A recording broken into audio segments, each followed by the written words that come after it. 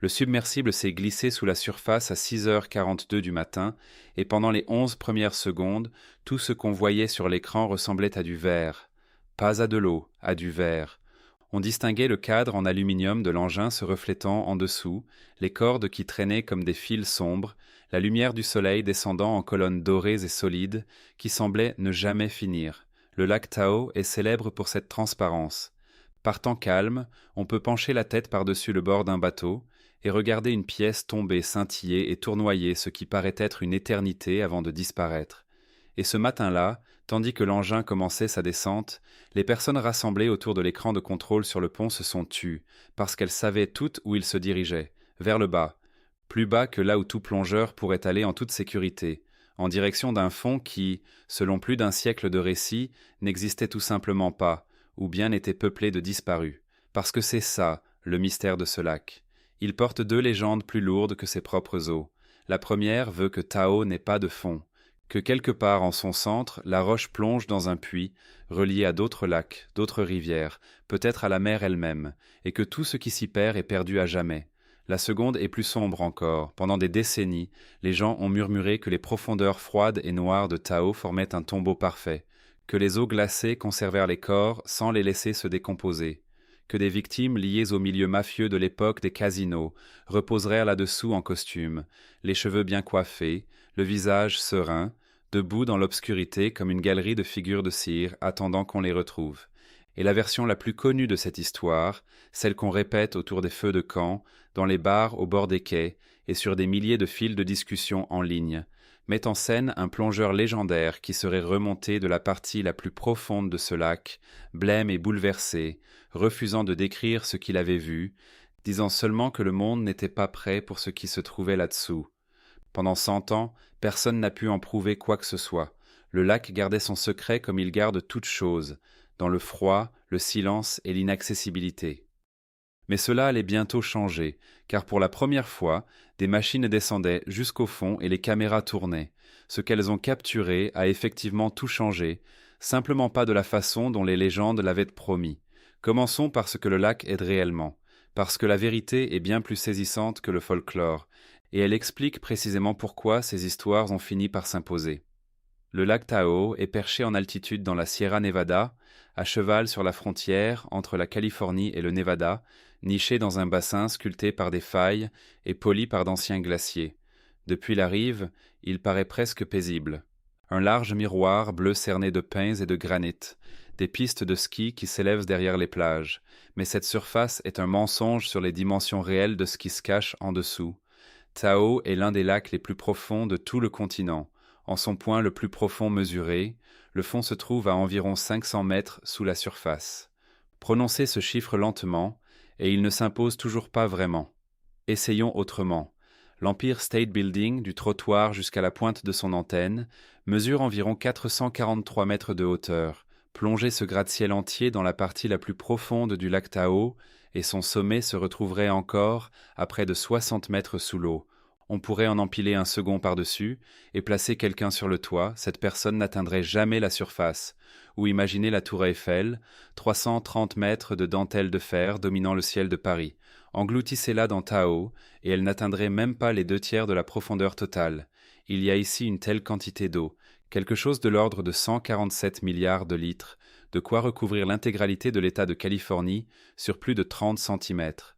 Ce n'est pas un lac au sens où un étang d'été est un lac. C'est davantage une petite mer d'eau douce et glacée, abritant ses propres conditions météorologiques, ses propres courants, sa propre pression écrasante dans les ténèbres du dessous. Et c'est précisément ce qui se passe dans ces ténèbres qui comptent. Au fur et à mesure que le véhicule d'exploration descendait à travers ces colonnes de lumière dorée, quelque chose commença à se produire sur l'écran de contrôle, quelque chose qui aurait mis mal à l'aise quiconque a déjà nagé dans un océan chaud.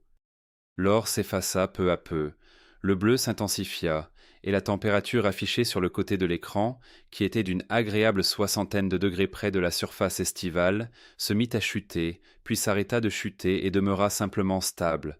C'est précisément cette partie du lac Tahoe qui a engendré les légendes, et elle est tout à fait réelle. Dans la couche superficielle, le lac se réchauffe en été et se refroidit en hiver, se comportant comme n'importe quelle étendue d'eau. Mais il existe une frontière, quelque part au-delà de 300 pieds de profondeur, en dessous de laquelle les saisons ne signifient plus absolument rien. Sous cette ligne, l'eau se maintient à une température quasi constante tout au long de l'année, tournant juste au-dessus de 39 degrés Fahrenheit, soit la température à laquelle l'eau douce atteint sa densité et son poids maximaux, et coule donc pour ne plus jamais remonter. Elle ne se réchauffe pas en juillet, elle ne gèle pas en janvier. Elle demeure simplement dans un froid perpétuel et immobile, dans une obscurité absolue et permanente, en dessous d'environ 700 pieds, la lumière du soleil disparaît entièrement, pas atténuée, disparue. Une caméra à cette profondeur ne capte rien du tout tant qu'elle n'allume pas ses propres lumières. Et même dans ce cas, le faisceau ne creuse qu'un étroit tunnel de visibilité, dans un néant d'encre noire qui s'étend dans toutes les directions.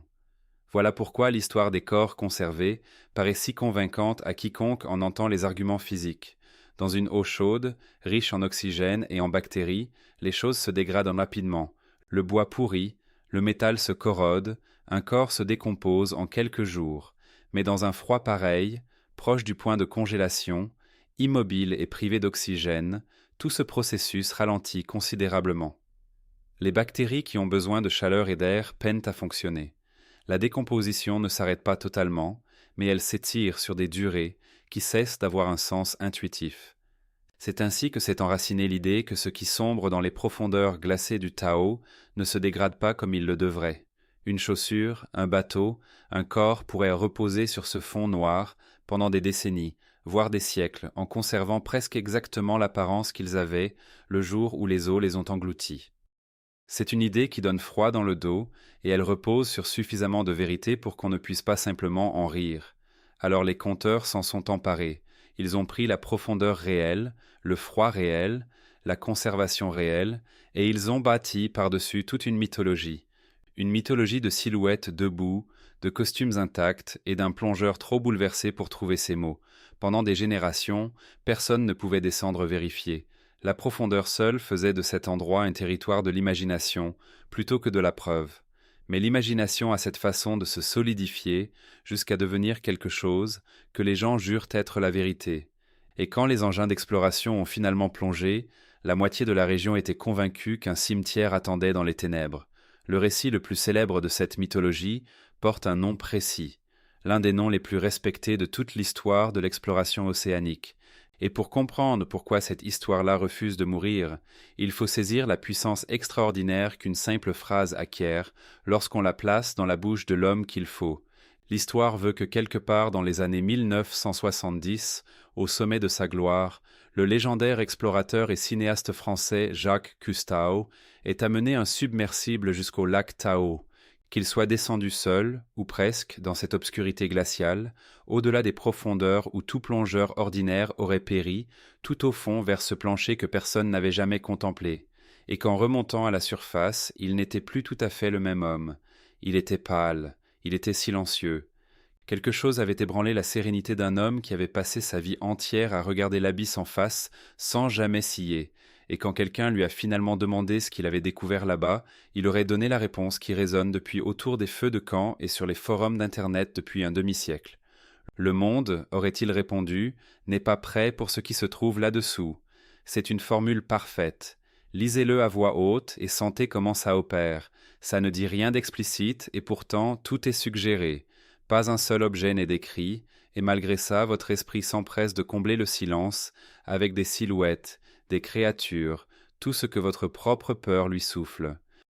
Une simple étendue d'eau froide et ordinaire se transforme en chambre forte scellée de savoirs interdits, gardée par la réticence d'un homme qui n'a pas pu parler. Si Cousteau lui-même, Cousteau entre tous, était trop ébranlé pour mettre des mots dessus, alors ce qu'il avait vu dépassait l'horreur ordinaire. Cette seule phrase a davantage contribué à forger la sombre réputation de Tao que n'importe quel événement documenté. Elle était devenue la clé de voûte. Tout le reste, les corps debout, les combinaisons intactes, les victimes de la foule, s'y accrochaient. Et c'est ici que le récit doit marquer une pause et être honnête, parce que c'est le tournant qui réoriente absolument tout ce qui suit. Cette citation, celle qui ancre toute la légende, n'a aucune source vérifiable, aucune. Cherchez où Cousteau l'a réellement prononcé, un enregistrement, une retranscription, une interview, une page imprimée avec une date, et vous ne trouvez rien de solide. Elle est toujours attribuée, jamais sourcée.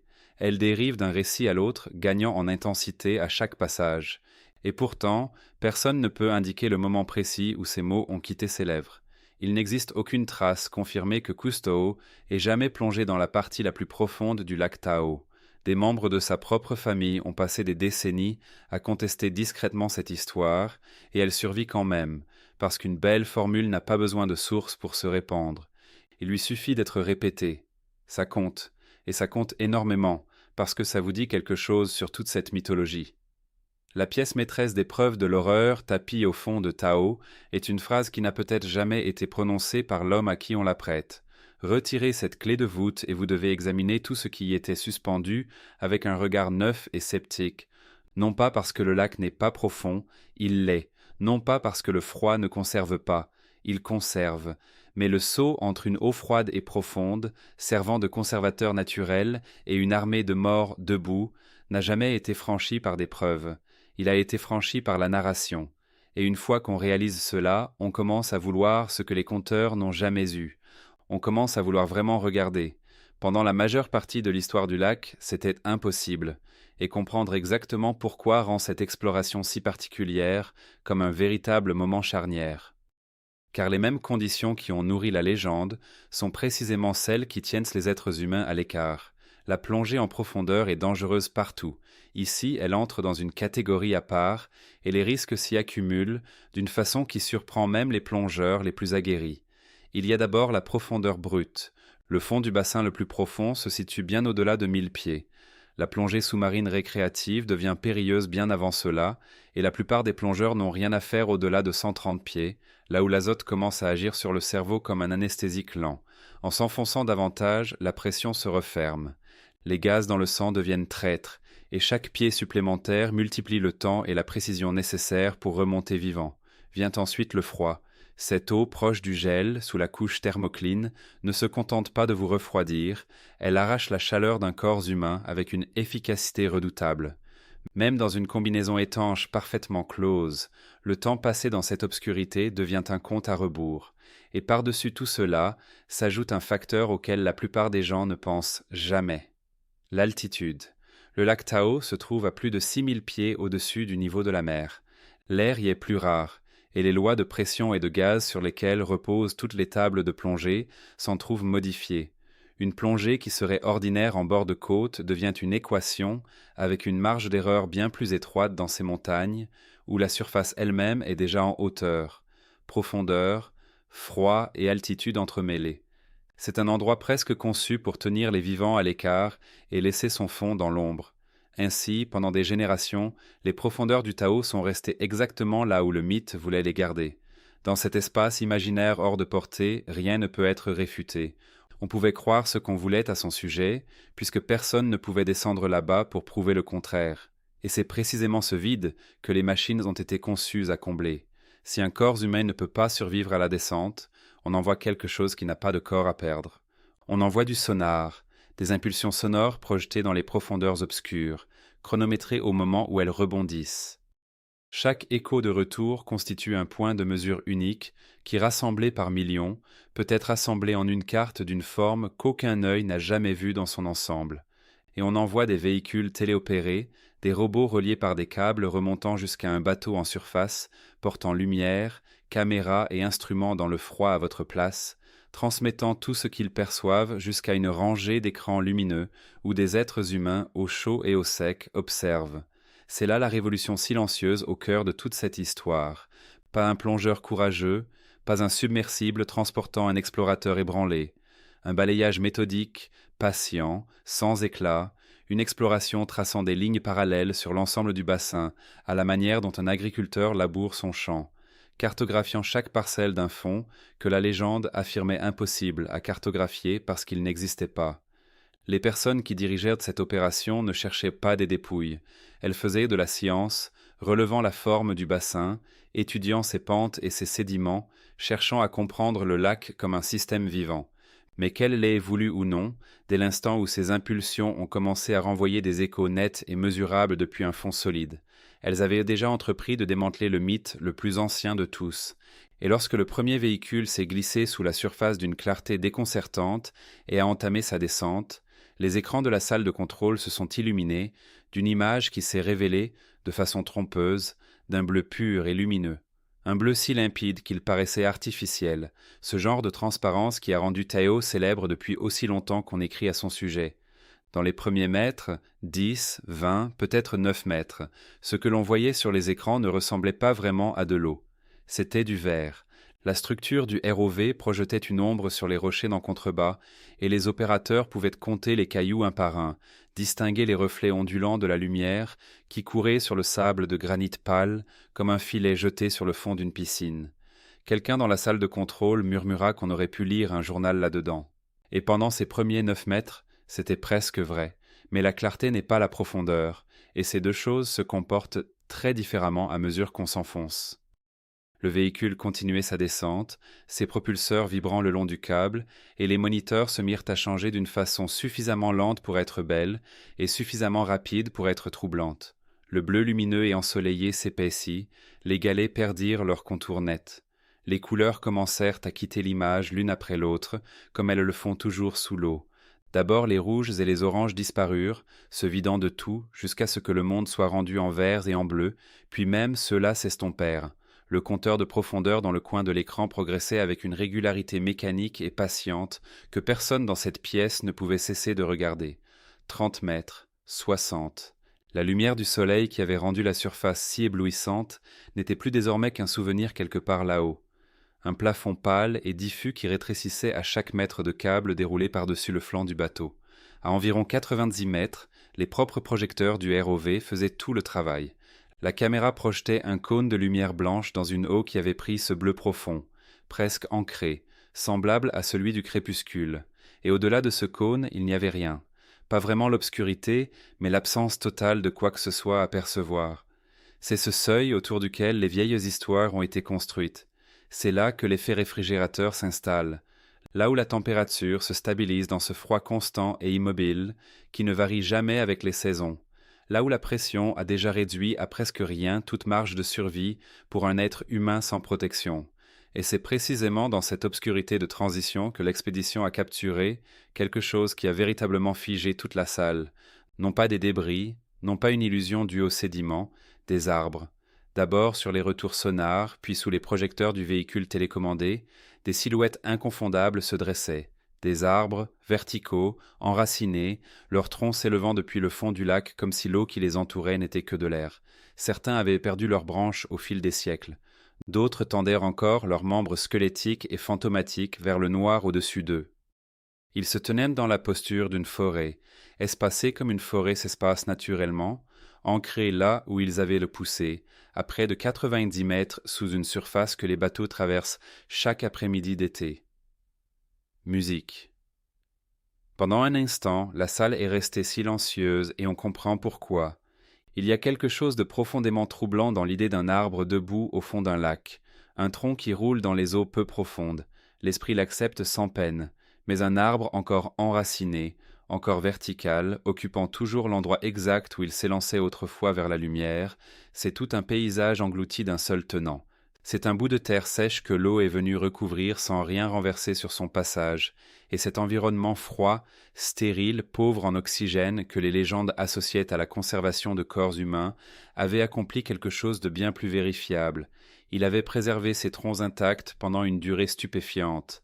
Lorsque des échantillons ont finalement été datés, les résultats indiquaient des milliers d'années, 6000 ans selon certaines estimations, du bois qui se trouvait sous l'eau avant même que les pyramides n'existent. Et cela soulevait une question que l'expédition pouvait mesurer sans pouvoir y répondre entièrement, une question qui plane sur tout le bassin, dès lors qu'on sait que ces arbres sont là. Un arbre ne peut pas pousser sous l'eau. Pour que ces arbres aient pu se développer, la surface du lac Tahoe devait autrefois se trouver à des dizaines de mètres plus bas qu'aujourd'hui. Suffisamment bas pour que cette portion de terrain soit une forêt ouverte, respirant l'air libre, baignée dans la lumière de la montagne. Ce qui signifie qu'à un moment donné, le niveau du lac a grimpé, et grimpé de façon considérable d'une hauteur qui noirait les toits d'une ville moderne. Ce qui dérange, ce n'est pas que l'eau est montée, les lacs montent. Ce qui dérange, c'est la douceur avec laquelle cela a dû se produire.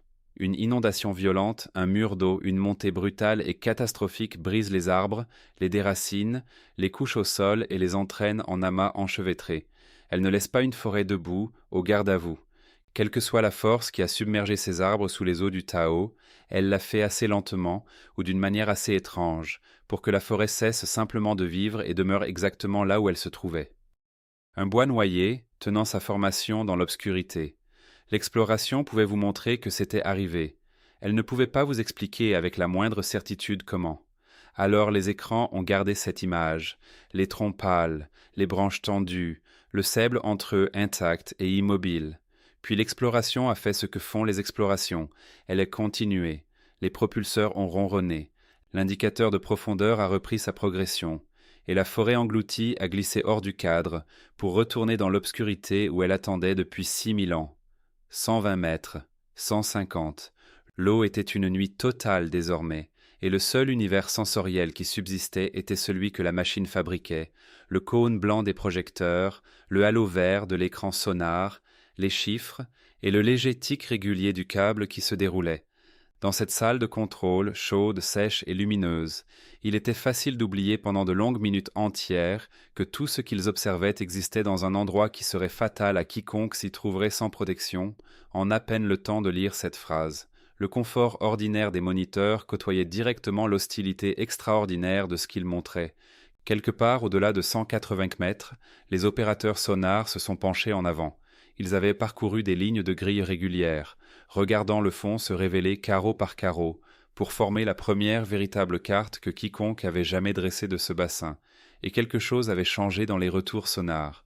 La signature douce et régulière des sédiments avait laissé place à une dispersion d'échos plus durs, des formes, petites et distinctes, musiques regroupées, là où les données lisses n'indiquaient que du limon. Sur un écran sonar, un groupe de retours durs ne raconte pas encore d'histoire. Ça peut être de la roche, ça peut être un éboulement, ça peut être une centaine de choses parfaitement banales qu'un fond de lac accumule en 10 000 ans, mais ça pourrait, dans le cadre que chaque vieille légende du Tao avait appris aux gens à redouter, être tout autre chose.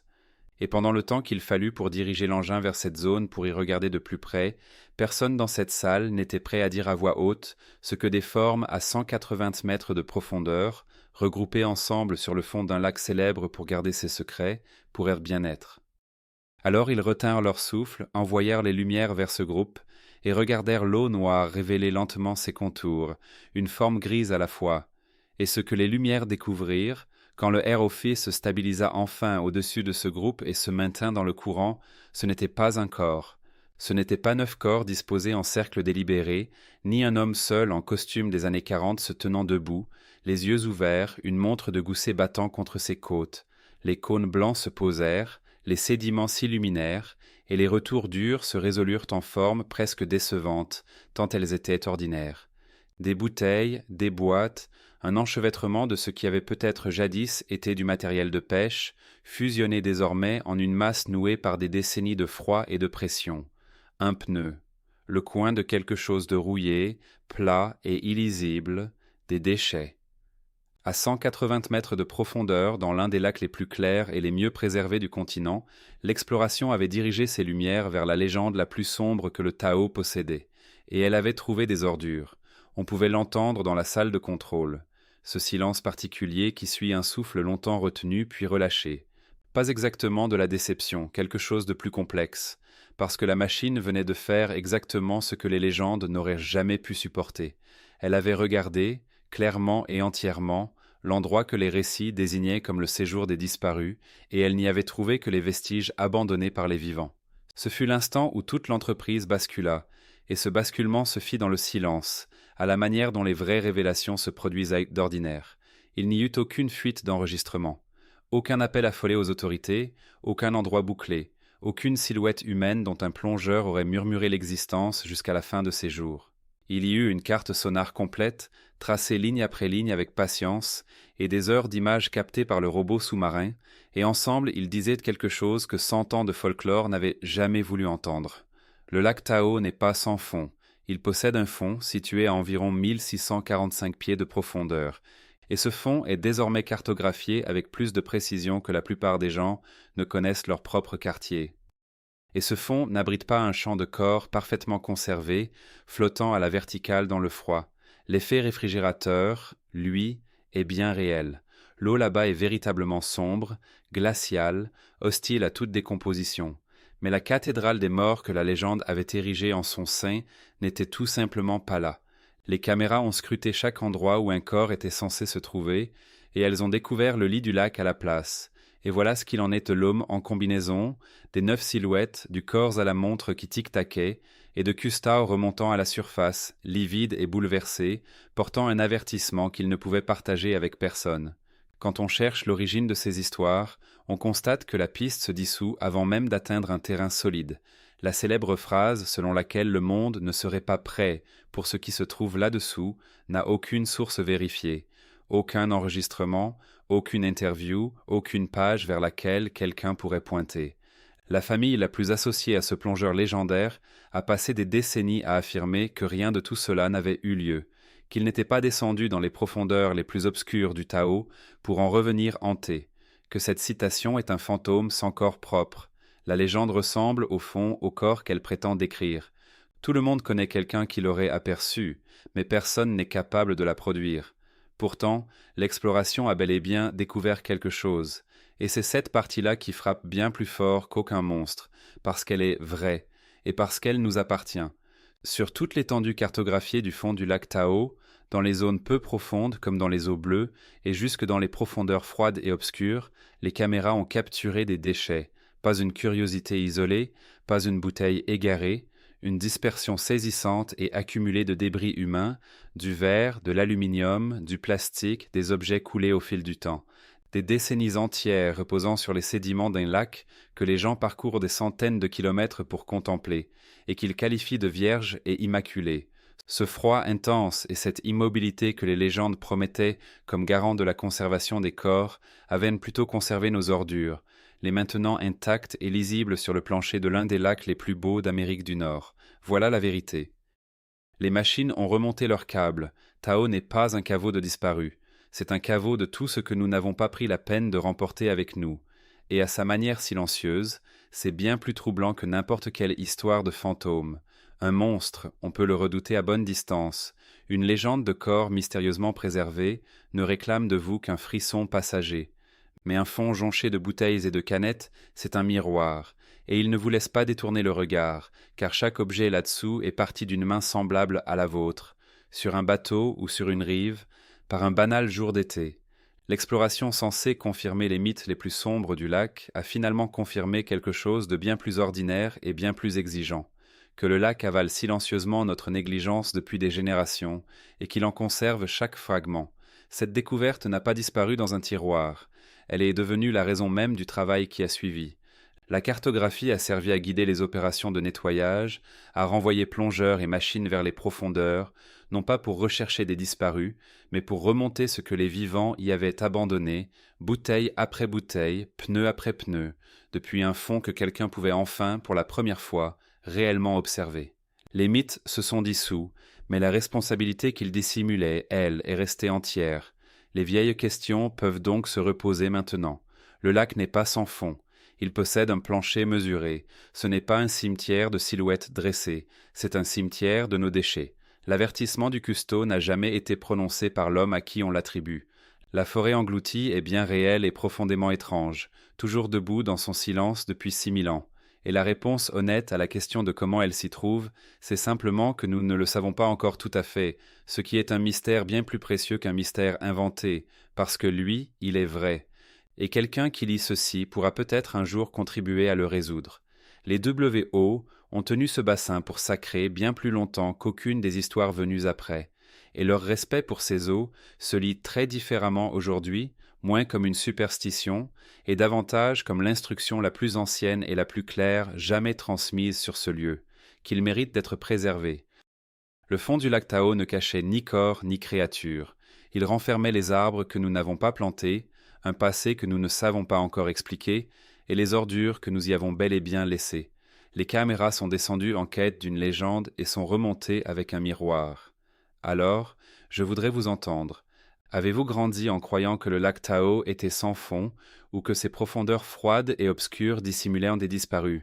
Et maintenant que le fond est cartographié et que la vérité, c'est de la pollution plutôt qu'une légende, que pensez-vous sincèrement que nous devrions faire face aux déchets qu'un lac précieux accumule depuis 100 ans? Dites-le moi dans les commentaires. Et si vous voulez continuer à explorer là où aucun plongeur ne peut aller, abonnez-vous. Il y a toujours un fond plus profond à découvrir.